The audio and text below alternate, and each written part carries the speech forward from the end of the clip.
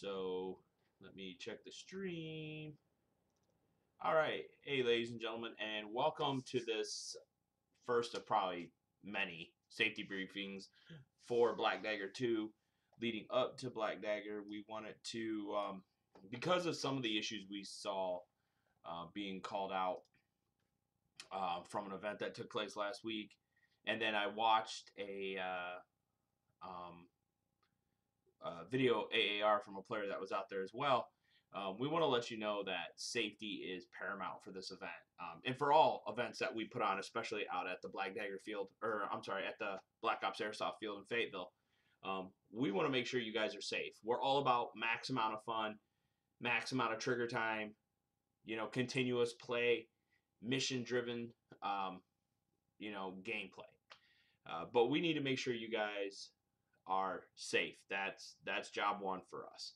Now, for you that tuned in and watched the Falcon flyby that we did yesterday, kind of like spur of the moment type thing, or maybe 2 days ago. Anyways, I hit on that about the heat. And yes, we're in August. We're in North Carolina. We're in Fayetteville, North Carolina. I was stationed at Camp Lejeune for 7.5 years, so I do understand the heat there. The one thing I want to stress to you guys, and we're before we go any further, we're gonna get on. We're gonna be talking about obviously being hydrated, what we recommend that you drink and what you don't drink, what food you eat, what food you don't eat. So in saying that, we are looking at. We're gonna look at our safety rules that we have as well, that you guys have probably already seen. We do have them on the event page or the community page because, hey, they're not going anywhere. If you go to the Operation Black Dagger Event series page, you will see that in the notes sections we have our safety rules. We have our rule set. We've done videos. If you go to the Falcon Battle Systems Facebook page and you go into Doc's Corner, we did a video on overhydration because, believe it or not, yes, you can overhydrate and make yourself sick or end up in the hospital. We've also did a video on heat injuries and dehydration. So 2 very important videos that, you guys should probably watch. A lot of good information that we gave out in those videos. But like I said, safety to us is paramount. We will have in-game admins that if they see something going on, they will stop shooting. They'll put their dead rags on and they'll approach the situation. We have radio communications. That's why I've told you guys over and over and over again. Channels 1 and Channel 2 are command channel or HQ channels. Those are our channels. We're probably going to take 2 more channels, 1 from each team, as well, to designate as that channel to come directly to our admin tent from either side so we can give missions out and things of that nature. However, in saying that, it's paramount that we keep channel 1s and channel 2, channel 1 and channel 2 clear, because not only are the in-game admins talking to me, but I'm talking to other admins that are out there on the field. They're relaying information. They're giving me gameplay data, so that way we're able to shift things if we need to, or hey, this mission just got cleared, and they can radio stuff back to me. I can radio stuff back out to them. Plus, I will be on the field as well.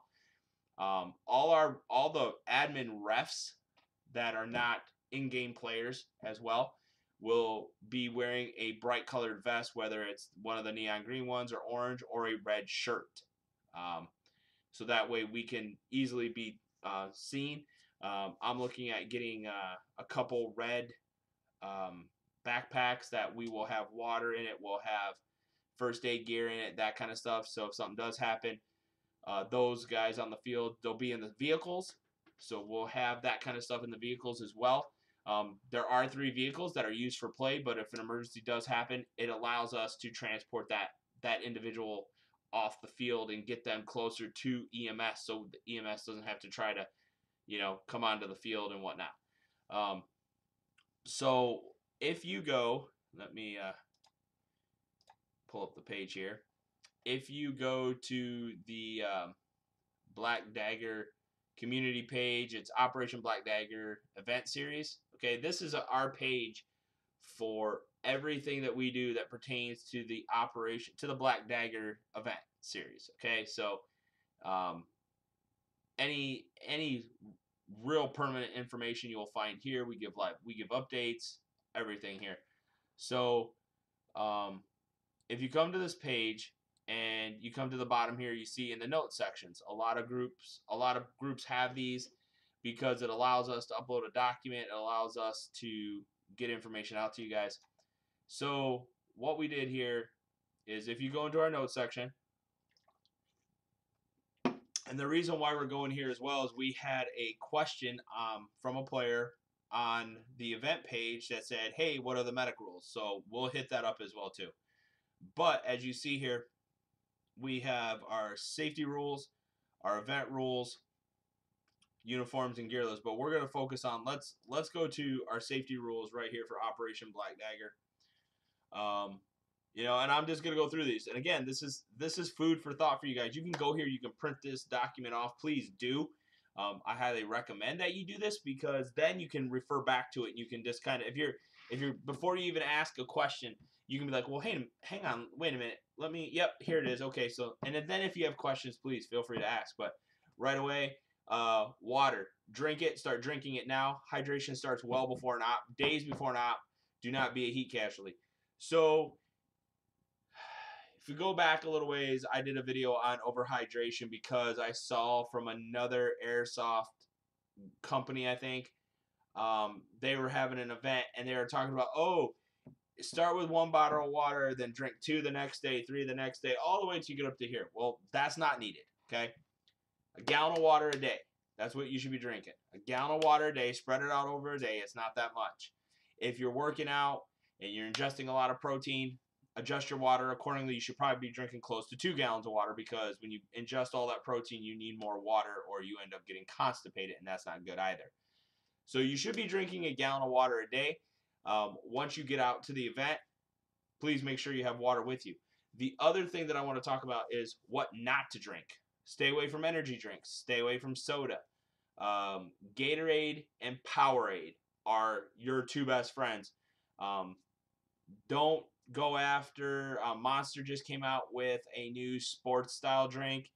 Stay away from it. The sugar is just off the wall for this stuff. It's carbonated. It is not good.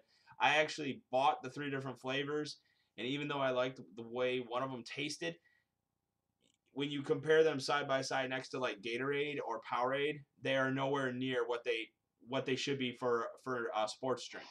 So again, Monster being your energy drink, stay away from those. All that extra B vitamins that's in there, I think it's like a B6 or B12 and stuff like that. If you really want that extra in your body, go to Walmart, go to Kroger's, go to a grocery store and pick you up a bottle of B complex, and take 1 of those every day. That will give you that boost you want. So stay away from sodas and energy drinks, especially leading up to the week before. If you're a person that drinks 2 or 3 of them a day, stay away from them. You know, the week or week and a half beforehand, cut them all out. Cut soda out. Cut the energy drinks out, because you're going to want to focus on hydration. Again, water only. As much water within a reasonable amount. So like I said, doing that gallon of water a day is a good way to go. Please know our rules.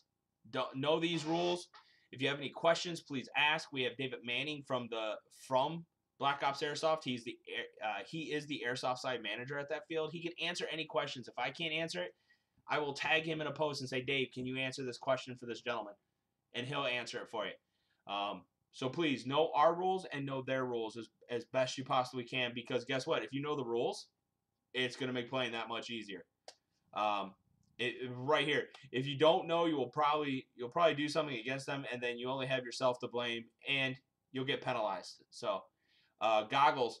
Anywhere on the field of play, goggles must be worn. We do not care if they are muddy, bloody, fogged, or scratched. If you break the seal of the goggles from your face, expect your penalty card to get pulled. The only place that you may remove your goggles is in the staging area. With that said, the only caveat to that whatsoever is if you have a ref right there, not an in-game player, but a field admin, an actual ref, red-shirted ref, who you say, hey, I can't see out of my goggles. What they'll do is they will pull you as far away from the action as possible, and they will actually become your shield.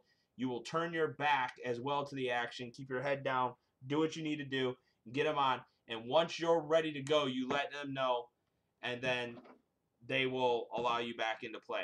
But please, if we catch you sticking your finger up there trying to clear stuff out, you broke the seal of the goggles, okay?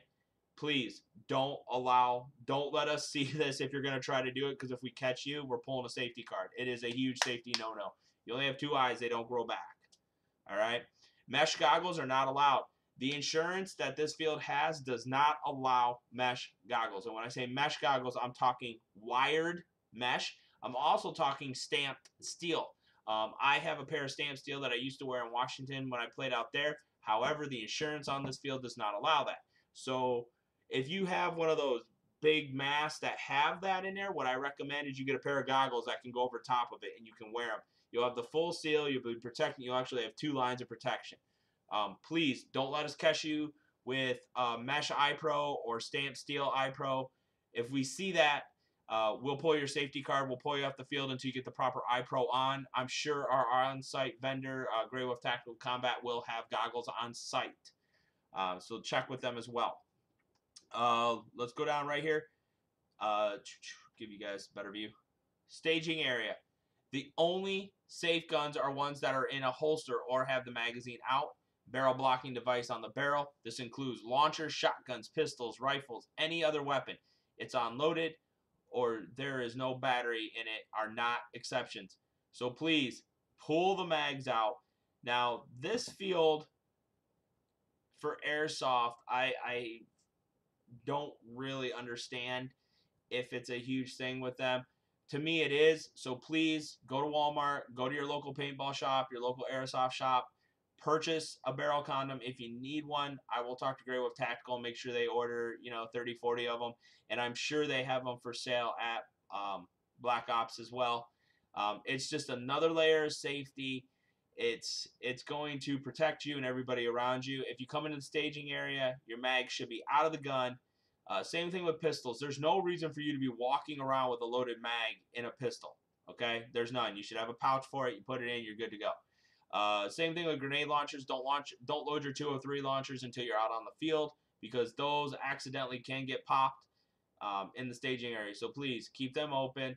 And believe it or not, we'll do spot checks and we'll ask you to say, open the breech. And we want to see, do you have a grenade in there? Why do you have a grenade in there? And don't say, well, the grenade's unloaded. I don't care. Right here, pull the grenade out of the launcher.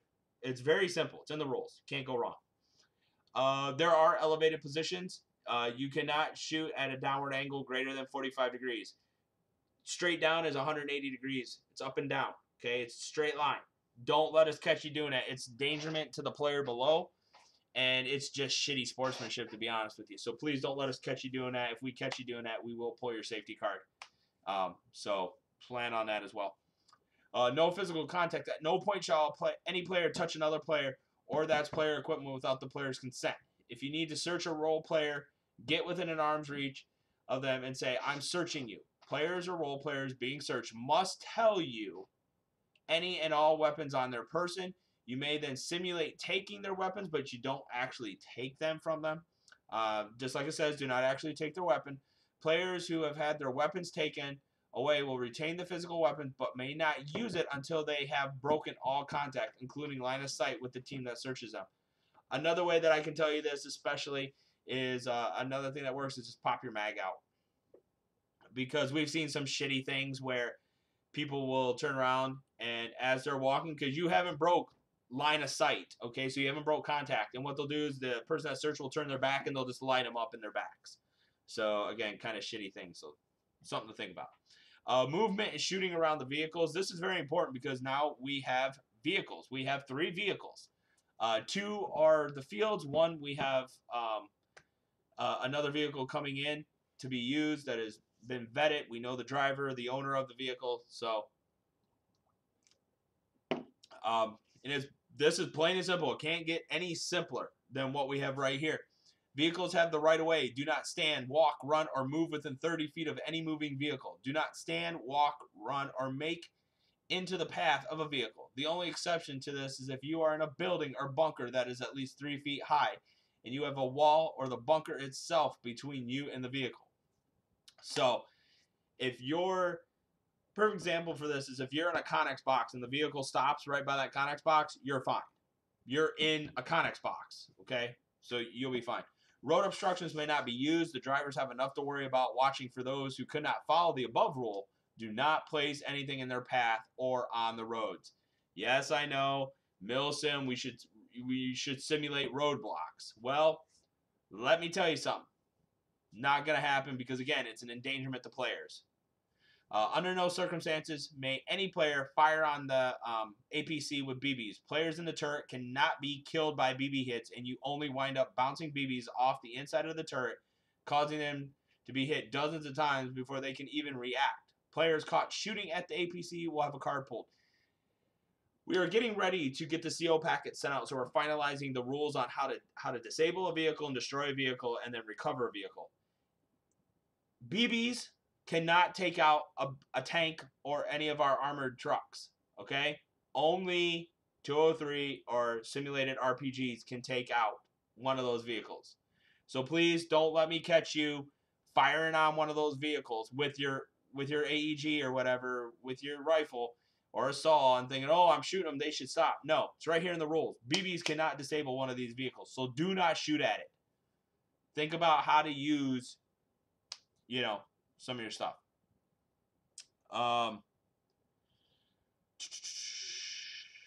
Okay, here we go. Players loading from the APC may not be shot at until both of their feet have touched the ground. Players on the APC's ramps, these vehicles don't have ramps, but players are getting out of them.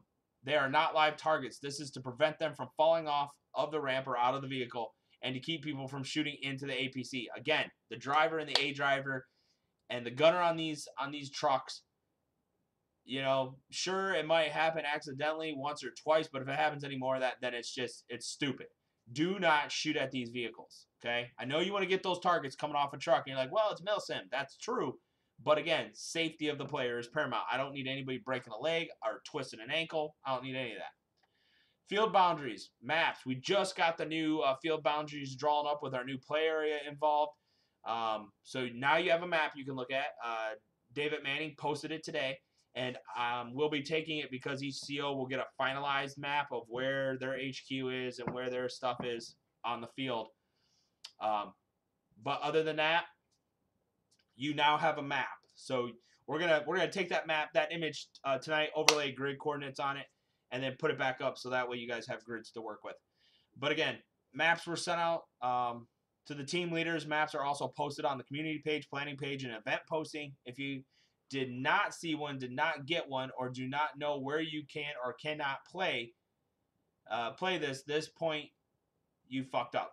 Go talk to your team leadership and find out before we start. So again, there should be no reason why every player does not have a copy of this map in one form or another. Don't come asking me, oh, do you have an extra copy of the map? Because I'm going to tell you I don't. I'm pretty sure David Manning is not going to have another copy of the map. He'll have his because David Manning and a few others will have what's called a master copy. We will know where everything is because we have to. It's not our responsibility. Again, this is the stuff that we tell you guys that where you need to take responsibility to prepare yourself for these events. We can only do so much for you. I can only feed you so much information. So again, this is why it's important. Print this stuff out. Read it over. Print out the map. Look at radio channels. That kind of stuff.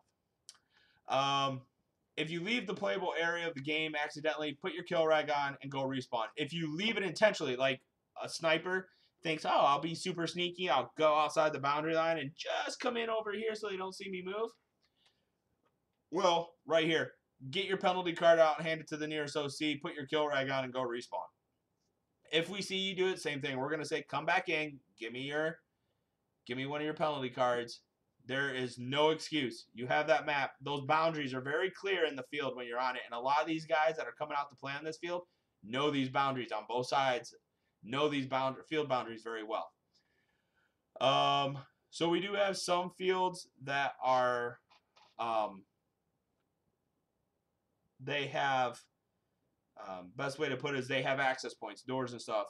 So where am I? Right here.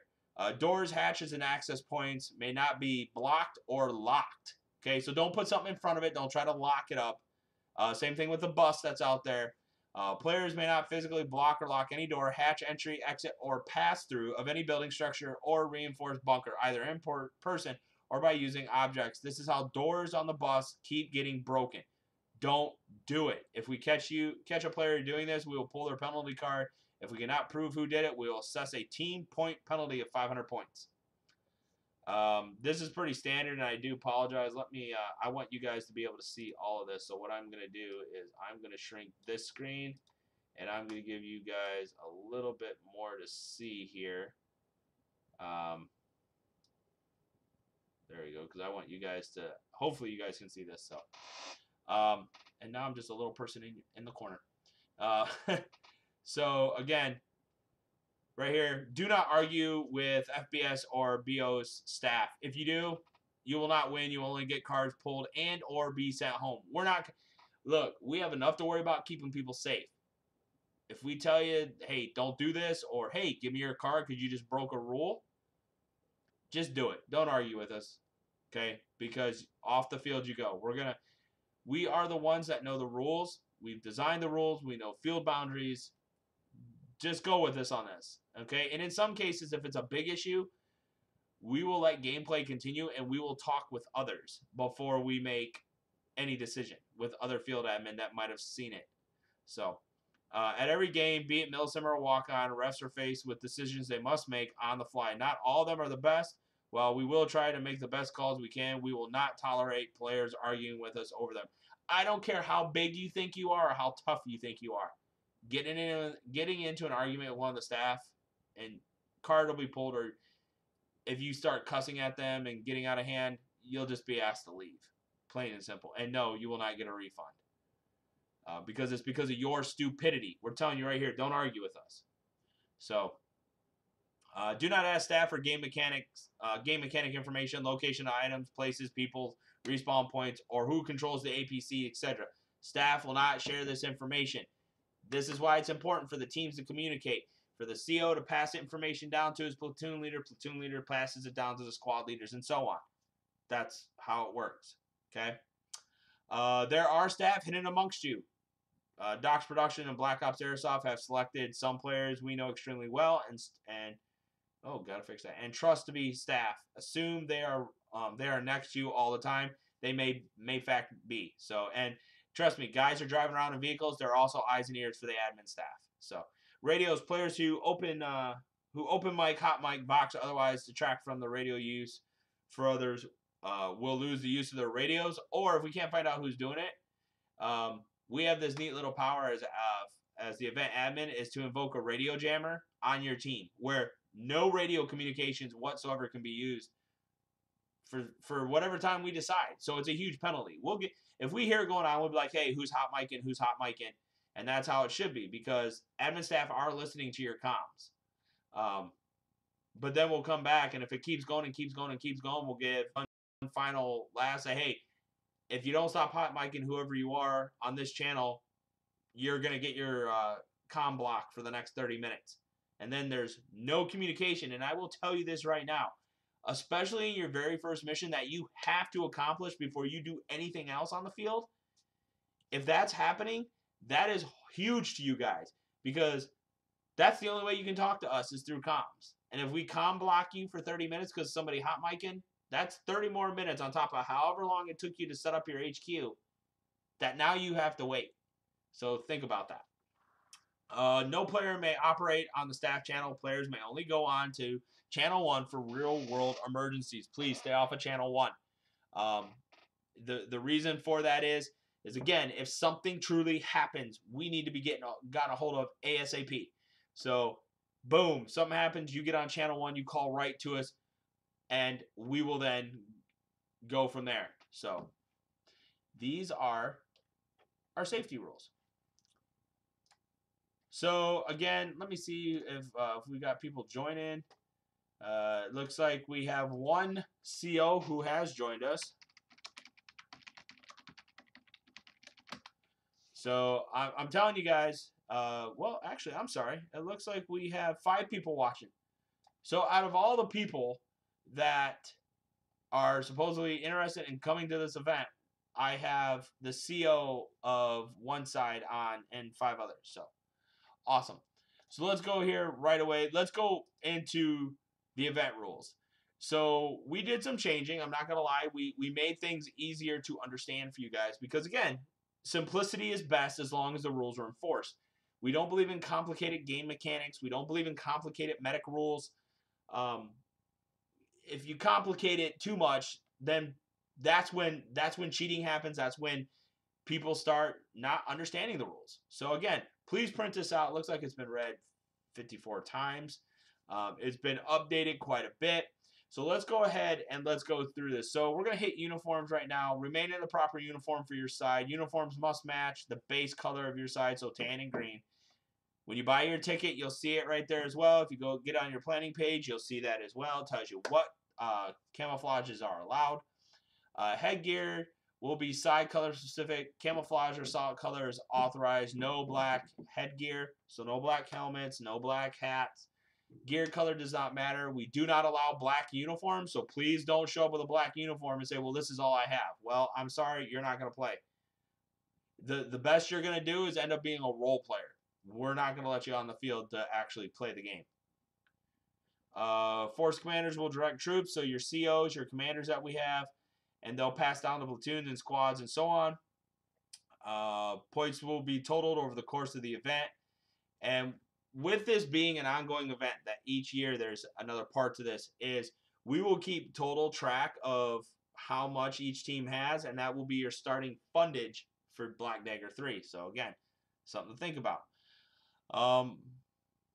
Your objectives are given to leadership on each team. Check on your planning page as well. You'll see the general objectives have been placed on your planning pages, but there's some objectives that are different for one team versus another. Some are for night, some are for day. So again, we talk about goggles right here. All players have full seal ballistic eye protection, ANSIZ rated at all times on the field. Masks, mouth guards, and balaclava are highly recommended. Regular prescription glasses used as eye pro are not permitted. Don't come to me and say, oh, I wear these in a shop I work at. Sorry, no, not happening. Don't come with like the chem class goggles, because I'm going to tell you no on those as well. Just don't. You guys all know what the proper eye pro, and again, Grey Wolf Tactical Combat will have eye pro for sale. And if they don't, you can go to the pro shop at Black Ops Airsoft at the field, and they have eye pro. Don't come to me. And if you got questions, now's the time to ask me about iPro so I can get it answered for you. Again, no mesh iPro allowed, period. Don't ask. Don't send me a message asking. Just don't. Lower face protection is mandatory for those under 18. Examples of mesh mask, balaclava, iron face, paintball mask, and mouth guard. These are recommended for players 18 and older. The age cutoff for this event is 14. Even though we have a lot of objectives, we're playing into the night. This is a good way for those 14-year-olds that want to play more of the milsim games to get their feet wet, roll with their, older, if their dad plays with a group, they can roll with them and get used to how the structure is. Right here, your grenades, especially like Thunder Bees, because those are grenades, they have a 10-foot kill radius. If thrown in a room, all players are dead. So inside the Connex boxes, if they got those BFGs and VTGs and stuff like that, and they toss that in a room, you're all dead. So don't even argue with it. Simulated mortar strikes have a 20-foot kill radius. Simulated JDAM strikes, which you have to purchase these. And we just got some really good information on what your sound will be making when JDAMs and stuff are fired and such. But your missiles or bombs, JDAMs, have a 40-foot kill radius. All hits the operator's body counts as a hit, including tag gear. So if it hits a pouch, you're dead. Mid-cap mags only. And I think I've said this before. And because this rule is set solid for next year, because I know there are players out there, and I know Grey Wolf Tactical Combat's coming with mid-caps as well. But if you're going to run a high cap, because that's what the rental package is up at the pro shop, is you cannot go over 750 rounds in two high caps. That's all you're allowed is 2 high caps. Don't come with a box mag and say this is my high cap, because I'm going to tell you to just put it away. That ain't happening. But 2 high cap mags is your limit. Now, you can only have 2 high caps. Okay, get this, 2 high caps or unlimited mid caps. You can't have both. You can't have 2 high caps and then just a shit ton of mid caps. That's not how it works, one or the other. As we say right here, no drums for non-support weapons, so no drum and no box mags for non-support weapons. Support weapon is the LMG, GPMG, as defined as an airsoft replica, accurately resembling a weapon such as the SAW, PKM, M240, Vulcan, G36. And when I say the G36, I'm saying the MG36, the Crytek LMG. Those are all, and the British, I think it's the L86A, or the L96, one of those two, the long-gated one, is the support weapon. I do have pictures of all the support weapons that are allowed. We debated this last year a little bit, but grandfathered replicas is the BAR and the RPK, so those are allowed. But don't come to me with an AK-47 with a drum mag and say, here's my support weapon. Not going to happen. If you have specific questions, please contact event administrators, which is myself. You can contact right on the page. Support weapons are the only replicas allowed to use a box mag, winding electronic, or spring-loaded magazines. Are all acceptable. Only 2 box mags may be carried during the game. Normal mid-caps are not restricted for a support weapon. So if you've got AK mid-caps and you're using that RPK and your mid-cap and your high caps run out, because they're not restricted for support weapons, you can carry those with you. And use them. But don't let me see you with an AK and trying to have high caps and mid caps. It's only for support weapons. Same thing with the MG36. You can run the I think it's like a Moss barrel mag for that. If that's empty and you have mid caps, you can run mid caps. You can't run that barrel mag and then 2 high caps and then mid caps. That's not how it works. Player's responsibility. Okay.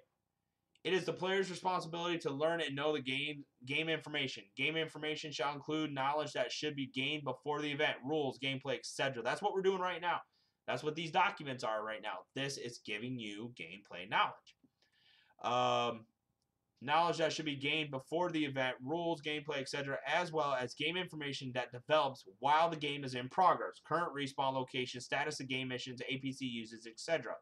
Again, CO will bring that information down. Information will come from us to them, and they will disseminate it down. Please do not ask us for information. Just don't. Players shall use their chain of command and radio communications to learn and keep up with game information. Players shall bring water, ammo, and other equipment needed to stay healthy and functional on field. Though event staff may provide additional water and props for the game, event staff are not responsible for players' personal water and equipment supply. So what we're saying with that is every player should make sure they bring enough water for this event. All right? We're going to do everything in our power to make sure we have water on our vehicles, water throughout the field, water at the HQs, and such. But that is your responsibility, okay? Cheating will not be tolerated. You will be ejected from the event with no refund for repeat offenders. So the first time someone's like calls the ref, and they're like, hey, I need an honor check.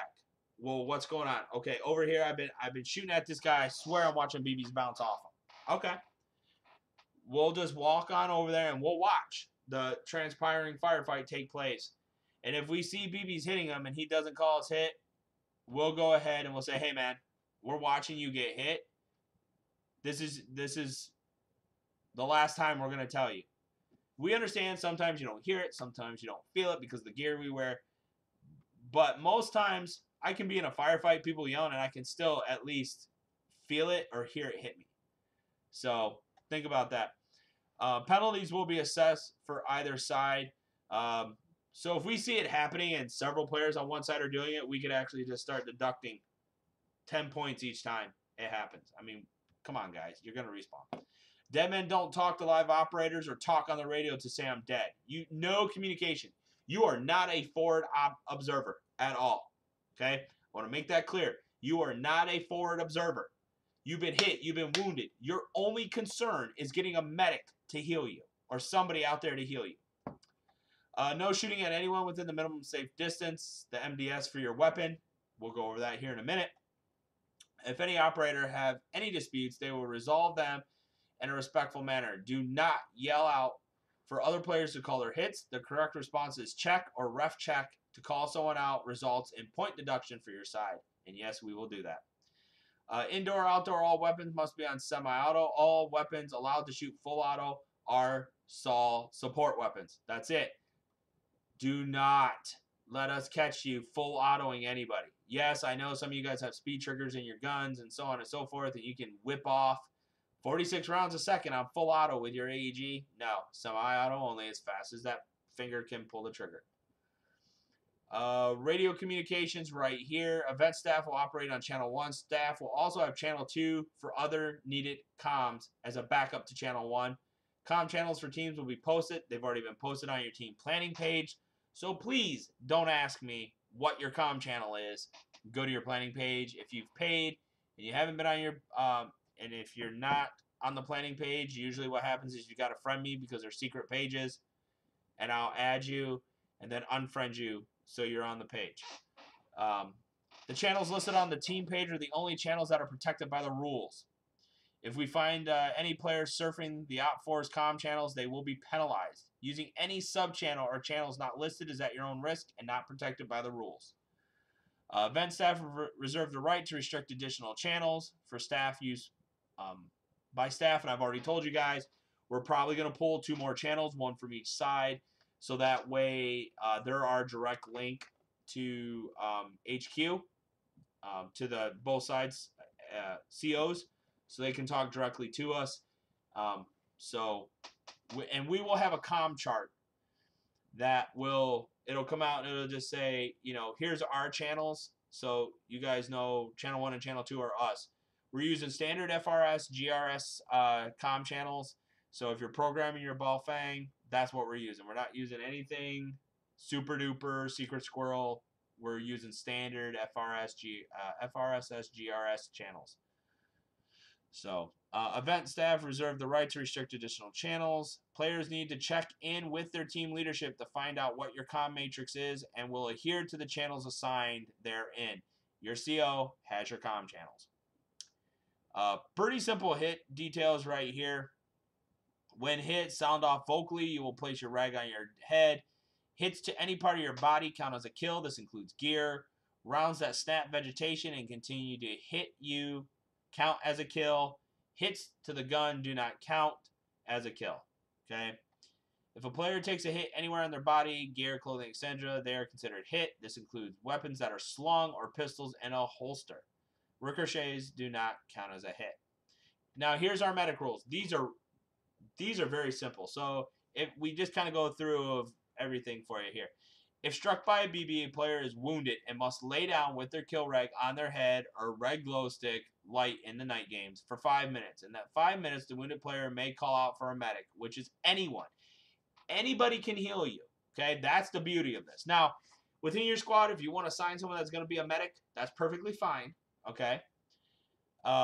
Wounded players must lie down and may not remain in a standing or sitting position to observe. You're wounded. You're concerned about your wound. Lay down. Stay out of the field of fire. Or guess what? You're just going to get hit more. Once the wounded players' 5 minutes are up, they are to get up and head to their respawn, as they are now dead. Players must wait the entire 5 minutes before heading back to respawn. If you are caught shaving time, your penalty card will be pulled and will deduct your team 50 points for cheating. That's what that is. If you're like, oh, no one's looking, and I've already been here for 3.5, and no one's looking, and you get up and walk away, but you didn't see the admin behind the tree that was just checking you out, we'll get you. We'll come pull your penalty card. So please, be honest about this. You're going back to respawn. You're going to get back in the game. All players can medic other players. That's the beauty of this. Each player will need to carry 2 bandages on them. A player can be medic 2 times before they have to go back and respawn. Once they get hit a 3rd time, they must go to respawn. The bandages to use for this are ace bandages. That you can get a long one, cut it right down the middle, boom, you got bandages. You got your 2 bandages, roll them up, you're good to go. We say right here, all players must have an IFAK on their person that will contain 2 ace bandages for the medic to treat them with. And I do apologize for some of the typos. I will go back through here and read this again and fix some of these issues.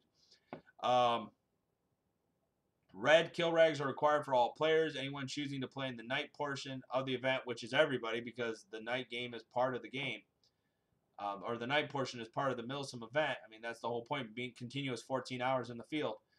The event portion of the event must also carry a red glow stick or a red LED light. This will be your kill rag for the night portion so people can see it. We will have red glow sticks for sale. You can just pop them, put them on your helmet, or hold them in the air, or whatever you're doing so they can be seen when you're done. Put it in a pocket so it keeps it cool. Penalty cards. Players will be issued 2 cards at the beginning of the event. These cards will have assigned colors for infractions. Any player who is asked for a penalty card by an OC must surrender it immediately. Do not argue with the OC if they're asking for your card. Remember that thing before when we said if you argue with this, it's not going to end up well? There again, it will not end up well.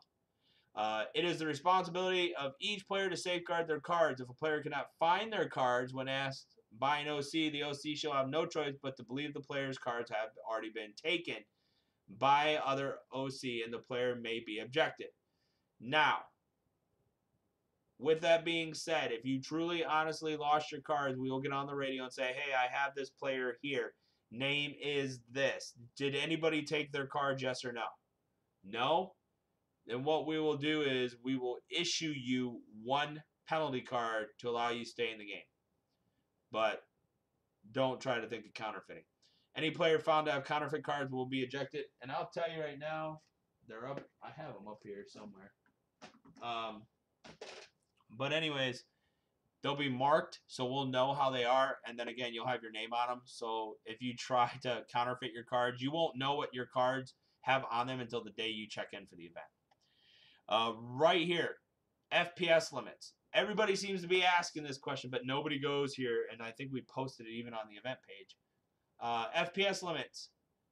They are non-negotiable. They are hard set limits. All guns must chrono at 366 FPS or 1.55 joules with a 0.3 gram BB for riflemen, semi-auto only. You guys with HPA, I highly recommend you start fine-tuning your guns probably the week before the event so you're already there. And when you come up to chrono, bring your tools with you if you have to make an adjustment. Once this is done, we will tie off your regulator so it can't be adjusted. And then we will take a piece of tape to go around it to hold that in place. We will then notice if you try to cut those zip ties or whatever we decide to use. So please don't, guys. Support gun and DMRs are 1.86 joules with a 50-foot MED. Now, support gunners are the only ones that are allowed to be full auto. So, and then bolt action sniper rifles. Okay, bolt action. 3.6 joules, 100-foot MED. All HPA system weapons will chrono with a 0.3 gram BB with a limit of 1.55 joules, unless weapon is of DMR, sniper, or support class. So pretty much HPA weapons, HPA modded weapons follow the same exact thing as an AEG or spring weapon. Alright? Support and sniper weapons must be accurate in appearance. An M4 is not a DMR. An AK with a box mag is not a support weapon. All regulators will be zip tied and sealed. Nothing more I can tell you on that one than that right there. That is clear as day. Rings a bell. Ding. Don't. Just, that's how it's going to be done. Rules for vehicles. We pretty much went over some of the requirements of the safety rules, but no personal vehicles will be permitted to be used at a Doc's Productions unless previously authorized by the event coordinators from FBS or DP. This shall include bicycles, mopeds, any other manned or unmanned transport. In certain events, DP, FBS may have vehicles on scene for use. Vehicles will only be operated by event staff. There are no exceptions to this rule, okay? Or the owner of the vetted vehicle and whatnot that is going to be on the field because it's their vehicle. They know how it operates and so on and so forth, but they follow our same safety rules, safety precautions. They've been vetted, so we're good to go. In the case that players are authorized to ride in or on vehicles, those players must wear head protection. Head protection must be inspected prior to getting on the said vehicle and will be approved by the driver and a driver. Specified recovery rules. So again, that stuff's going out to the CO. UAVs and UAGs, we have more information coming on those. And again, no refunds. Refunds only to military service members who have duty. Tickets are transferable in another player's name if sold. Don't come to me. This happened out at this year for Icebreaker. Week before the event, players are like, oh, I just noticed that you changed the location to here, and just BS excuse. And they're like, well, we want a refund. You can sell your tickets. You're waiting until the week before to tell me? No, but it's right here. And I believe it says it on your receipts as well.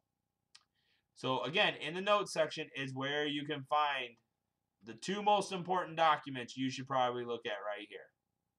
Event rules and safety rules. Please look at those. I can't stress that enough.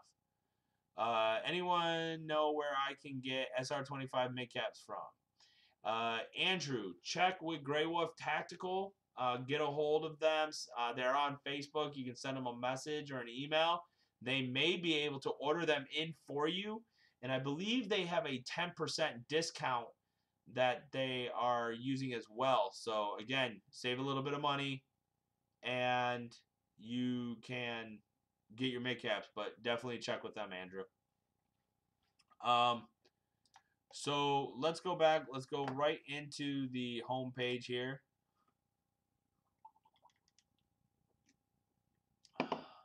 So I'm going to take you right into the event. Yes, you're seeing correctly. We already have the dates set up for Black Dagger 3.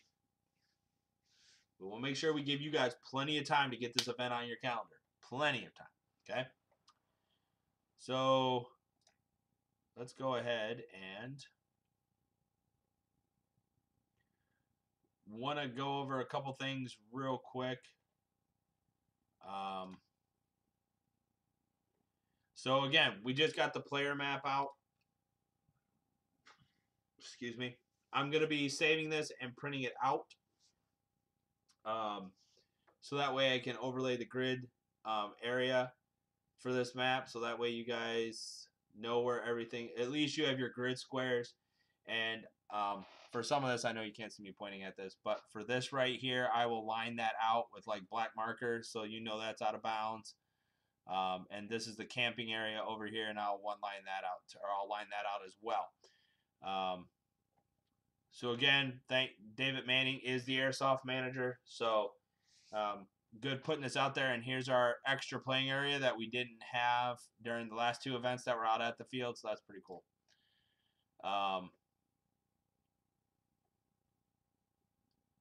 It looks like again, good questions all around that everybody's asking. So very cool. David's helping us out a lot, so I appreciate that. So as you guys can see, we're pretty excited about this. We're working on our CO packets over the weekend. Yes, we are. We've put it right here. We're going to have water. We're going to have an area that is set up as a cool tent. Or worst case come scenario, the back of my vehicle will be turned into a cool down area because I have enough room in the back where I can have two people laid side by side if need be. And again, AC running that whole 9 yards to cool them down. Yes, we will be having a pre-event party starting at 6 p.m. on Friday evening. Yes, we'll still be doing check-in. It's $8 for a plate of food and drink. So when you come in and you check in on Friday to check in for registration, you can purchase that right there. We'll give you a different color armband for that. That's your proof that you paid for it, so that way you can come in and partake in our festivities. So, but again, you know, stressing on the yeah, no problem, Andrew. No problem, man. Stressing back on the hydration part. I can't tell you guys enough that you know that is key during the heat, is to stay hydrated as possible. And hydration is not the day before, is not 2 days before or 3 days before. It's a long process. But please go to the Falcon Battle Systems Facebook page, and you guys will see that I have a section called Doc's Corner. It's a library of videos. Please subscribe, like the videos, leave comments. But in there, you will see I have one on overhydration and heat emergencies and dehydration, and it's just great info. It helps. The more you guys know, the better prepared you are for these events. And the last thing I want to talk about is the food. So again, stay away from junk food, and I do apologize. I'm adjusting my chair here. Stay away from junk food, okay? What you want is trail mix, jerky, granola bars, because that's high in protein. It'll give you the energy you need to keep on pushing. MREs, believe it or not, you'll be burning a lot of calories because you're sweating. Field strip them, and what I mean by there is you probably won't need the heater,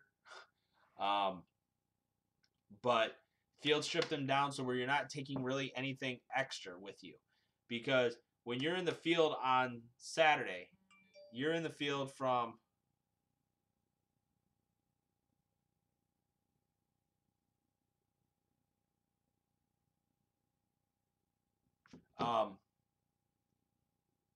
so that first day you're in the field, you're in there for 14 hours. So there's not a stop for lunch. There's not a stop for dinner.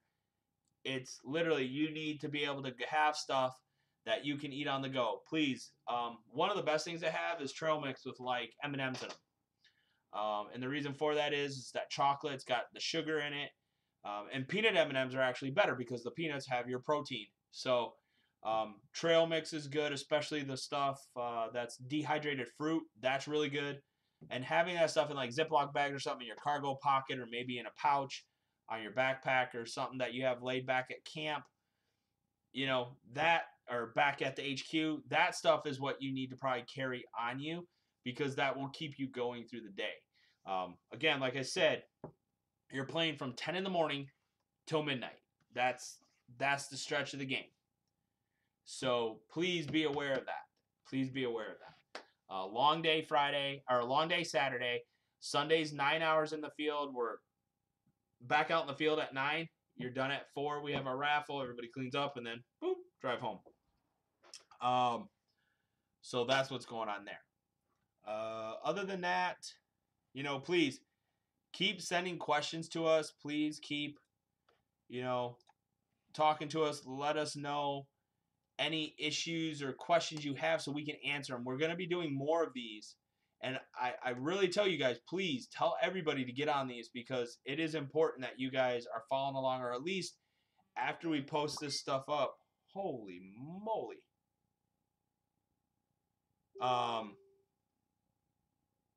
And okay, I'll answer those in a minute. And it just helps us clear out any issues. And if it's something that, you ask the question and we're reading it, like, oh, wow, this is intricate, we'll go ahead, we'll do a live broadcast and include it in there so you guys can have an answer and you can resort back. That's how we're doing things now. It just makes things easier for you guys, because if we do it on video and it's uploaded onto YouTube and we post a link in the planning page and the community page, you can always go back and reference it. So that's one of the big things. So I want to thank you guys for tuning in. We've been broadcasting now for almost an hour. Thanks for staying with me, listening to me ramble on about your safety and how it is paramount. We will be having a Falcon Flyby this Sunday, starting at 8:30. It will go from 8:30 to 9:30 is about what we do for our Sunday show. And again, if you have any questions, please feel free to ask. We talk about just about everything going on, airsoft event wise, and Black Dagger, and we talk about Kydex and whatever else we can possibly talk about. So again, thanks a lot, guys. Have a great night. Enjoy your weekend. This is Doc for Falcon Battle Systems, and I'm looking for something, I can't find it. There we go. And the Black Dagger Event series saying, have a great weekend. Stay safe, guys. Stay hydrated. It's going to be a hot one this weekend, too. Get out there, sling some plastic, and I'll talk to you guys later. Doc out. Peace.